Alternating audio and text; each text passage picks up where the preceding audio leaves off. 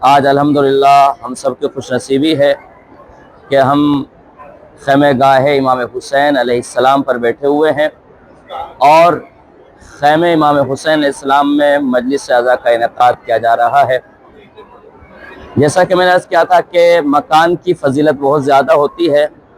جتنا مکان، جتنی جگہ عظیم ہوتی ہے تو اس کے لحاظ سے اس کا ثواب، اس کی عظمت اتنی زیادہ بڑھا دی جاتی ہے۔ میرے خیال سے اس جگہ سے بابرکت، اس جگہ سے پر عزم اور عظمت والی جگہ کوئی نہیں ہو سکتی، اس لیے کہ جہاں پر اہل بیت علیہ السلام نے کئی دن گزارے ہیں، نہ جانے جہاں پر آپ بیٹھے ہوئے ہیں یہاں پر امام حسین نے نماز پڑھی ہوگی، جناب زینب نے نماز پڑھی ہوگی اور اہل بیت علیہ السلام نے نمازیں پڑھی ہوں گی۔ جن کے رتبے ہیں سوا، ان کو سوا مشکل ہے۔ آج الحمدللہ ہمارے سفر عشق و معرفت کا جو آغاز ہوا تھا اس کے آخری زیارتیں مکمل ہو چکی ہیں اور مجلس الوداعی، اس کو مجلس عظیم جسے کہہ سکتے ہیں، خیمہ گاہ امام حسین علیہ السلام میں وفا ہو رہی ہے۔ مولا تیرا شکریہ کہ تو نے ہمیں کربلا بلایا، مولا تیرا شکریہ کہ تو نے ہمیں اتنی عظمتوں سے نوازا، مولا تیرا شکریہ کہ تو نے ہمیں اپنی زیارت نصیب کرائی۔ عزیزان گرامی، قرآن مجید کے لفظ ہیں کہ جتنا تم شکریہ ادا کرتے جاؤ گے لازیدنکم، اتنا ہم تمہاری نعمتوں میں اضافہ کرتے جائیں گے۔ بار بار شکریہ ادا کریں تاکہ مولا آپ کو بار بار اپنی ذات کا شرف عطا کرتے رہیں۔ کربلا آنا آسان نہیں ہے، لیکن جس پر حسین کا کرم ہو جائے تو اس کو کوئی چیز روک نہیں سکتی ہے۔ اور یقین جانے کریم کربلا کا یہ اتنا عظیم تحفہ جو آپ کو ملا ہے وہ آپ کے دنیا میں بھی کام آنے والا ہے، آپ کے آخرت میں بھی کام آنے والا ہے، آپ کی نسلوں کے لیے کام آنے والا ہے۔ اور آپ نے اپنی محبت کا ثبوت دیا ہے تو انشاءاللہ امام حسین بھی اپنی عظمتوں، کرامتوں، عنایتوں کا ثبوت دیں گے۔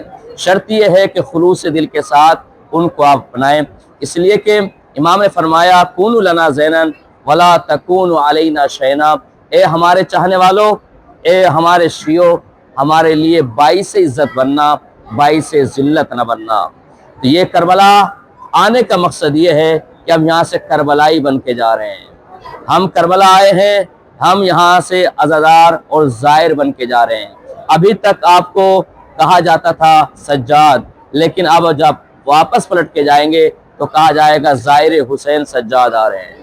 ابھی تک آپ کو کہا جا رہا تھا کہ محمد آ رہا ہے، لیکن جب یہاں سے پلٹ کے جائیں گے تو یہ کہا جائے گا زائر حسین محمد آ رہا ہے۔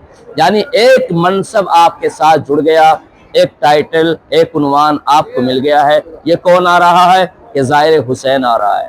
تو شرط یہ ہے کہ جب آپ یہاں سے پلٹ کے جا رہے ہوں تو آپ کے زبان سے بھی وہ خوشبو آنی چاہیے، کربلا کی آپ کی زبان سے خوشبو آنی چاہیے، آپ کے کلام سے خوشبو آنی چاہیے، آپ کے چلنا پھرنا اٹھنا بیٹھنا، آپ کی ثقافت میں تبدیلی آنی چاہیے، آپ کی حرکات و سکنات میں، تاکہ پتہ چلے کہ یہ کربلا سے آیا ہے۔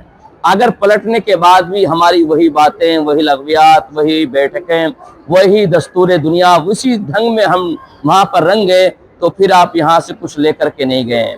لوگوں کو محسوس ہونا چاہیے کہ کربلا سے آیا ہے، لوگوں کو محسوس ہونا چاہیے یہ اربعین منا کے آیا ہے۔ آپ کے کردار کے ذریعے سے ہم جھوٹ بولتے تھے، آج سے تہیہ کر لے کہ ہم جھوٹ نہیں بولیں گے۔ ہم غیبتیں کیا کرتے تھے، آج سے تہیہ کر لے کہ ہم آج سے غیبتیں نہیں کریں گے۔ ہم نے دوسروں کا حق غصب کیا ہے تو آج کے بعد تہیہ کریں ہم اس کو واپس کریں گے۔ ہم کسی کے ساتھ ہم نے ترک کلام کیا، کسی کے ساتھ نہیں بولتے تو اس سے جا کر اپنے رشتہ داروں سے ہم کلامی کریں، تعلقات کو ختم نہ کریں، تعلقات کو بنائیں، قطع تعلق نہ کریں، اس لیے کہ انہیں پتہ چلنا چاہیے یہ بندہ کیسے چینج ہو گیا، تو پتہ چلے کہ ہاں یہ کربلا سے آیا ہے، یہ حسین سے کچھ سبق لے کے آیا ہے، عباس سے وفا لے کر کے آیا ہے، حسین سے شجاعت لے کر کے آیا ہے۔ تو یہاں سے پتہ چلے گا، اس لیے کہ آپ دیکھیں جب یہاں سے کوئی جاتا ہے تو کچھ نہ کوئی تحفہ ضرور لے کے جاتا ہے کہ نہیں جاتا ہے؟ ماشاءاللہ اتنی خریداریاں چل رہی، اور بھی خریداریاں ہوں گی تو کچھ نہ کچھ کم سے کم آپ کیا لیں گے؟ کوئی کپڑا تو ضرور لے کے جائیں گے، کپڑے کو زری سے مس کریں گے، مس کر کے لے کے جائیں گے نہیں جائیں گے؟ تو اور بھی تحفے لے کے جائیں گے، لیکن کم سے کم انسان کیا ہوتا ہے، کوئی کپڑا لیتا ہے زری سے مس کر کے لے جاتا ہے، اور جب اس آپ واپس مس کر کے لے کے جاتے ہیں اس کو کبھی جزدان میں رکھتے ہیں، کبھی الماری میں رکھتے ہیں، کبھی ماں بارگاہ میں رکھتے ہیں، کبھی پاک صاف جگہ پہ رکھتے ہیں، بلند والی جگہ پہ رکھتے ہیں۔ کیوں؟ کیونکہ زری سے مس ہو کے آیا ہے۔ اتفاق سے اگر وہ چھٹ کر زمین پر گر جائے تو آپ کے تیور بدل جاتے ہیں، جبھی پر شکن آ جاتی ہے۔ کہ تمہیں تمیز نہیں ہے؟ یہ حسین کی زری سے مس ہو کے آیا، اس کو زمین پہ ڈال دیا۔ عباس کی زری سے مس ہو کے آیا ہے، یہ کپڑے کو زمین پہ ڈالا ہے، اس کو بلکہ چومتے ہیں، آنکھوں سے لگاتے ہیں، لبوں سے لگاتے ہیں۔ کیوں؟ اس لیے کہ عباس کی زری سے مس ہو کے آیا ہے، حسین کی زری سے مس ہو کے آیا ہے۔ کبھی اس کو جزدان میں رکھتے ہیں، کبھی قرآن میں رکھتے ہیں، کبھی الماری میں رکھتے ہیں، کبھی زری کے پاس رکھتے ہیں، پاک صاف ستھری جگہ پر۔ کیوں؟ اس لیے کہ حسین سے مس ہو کے آیا ہے۔ اب انصاف سے بتائیے، یہ کپڑا جو آپ نے بازار سے خریدا، یہ بے جان ہے کہ نہیں ہے؟ بے قیمت تھا کہ نہیں تھا؟ بے جان تھا، کوئی عظمت نہیں تھی، پڑا ہوا ہے، پیروں میں آ رہا ہے، کسی کے ہاتھ لگ رہا ہے، کبھی زمین پہ پڑا ہے، لیکن آپ نے اس کو خرید کے جب اس کو زری سے مس کر لیا، اس کو آپ نے عباس کے زری سے مس کر دیا، حسین کی زری سے اس کو مس کر دیا، تو اس میں کیا ہوا؟ اس میں تاثیر پیدا ہو گئی، اس میں عظمت پیدا ہو گئی۔ اب اس کو زمین پر نہیں گراتے، اس کو ہاتھوں میں لیتے ہیں، اس کو چومتے ہیں، اس کو پاک صاف کرتے ہیں۔ کیوں؟ کہ مولانا اس لیے کہ عباس کی زری سے مس ہو گیا ہے، حسین کی زری سے مس ہو گیا، بے کمال ہو گیا۔ اگر ایک بے جان کپڑا زری سے مس ہو جائے تو اتنا بابرکت بن جاتا ہے، باعظمت بن جاتا ہے، کبھی جزدان میں، کبھی پاک صاف جگہوں پر، کبھی بلندی پر رکھتے ہیں۔